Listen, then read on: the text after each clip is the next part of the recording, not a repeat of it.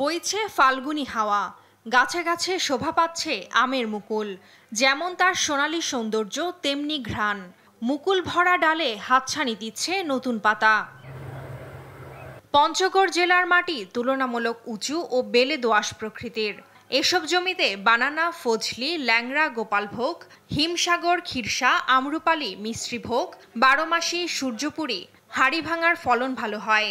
এবছর আবহাওয়া ভালো থাকায় বাম্পার ফলনের আশা করছেন আম চাষিরা। এবার যে মূল আসছে, আল্লাহ যদি আকাশের দুর্যোগ ঠিক রাখে তাহলে হয়তো ইনশাল্লাহ আমি এর আগের চেয়ে এবার অনেক বেশি দাম পাবো। আশেপাশে এলাকার সব দিকে শুধু আমের বাগান করছে। আমের বাগান করে মানুষজন আর্থিকভাবে লাভবান হচ্ছে। অন্যান্য ফসলের থেকে আম বাগানে কয়েক গুণ লাভের কথা জানিয়ে মুকুলের সুরক্ষায় নানা পরামর্শ দিচ্ছে কৃষি বিভাগ।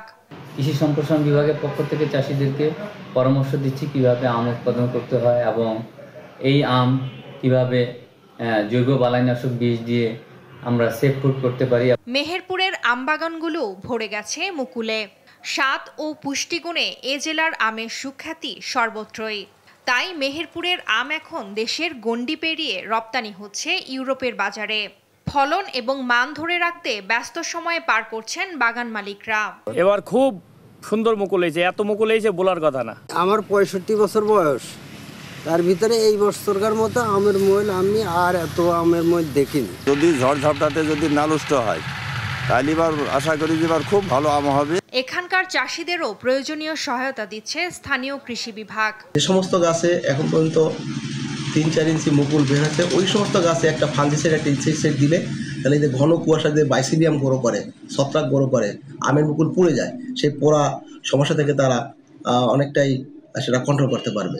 বড় কোনো প্রাকৃতিক দুর্যোগ না হলে এবার বাম্পার ফলনের আশা পঞ্চগড় ও মেহেরপুরের আম চাষিদের। টুম্পা আফরোজ, নিউজ ডেস্ক, দেশ টিভি।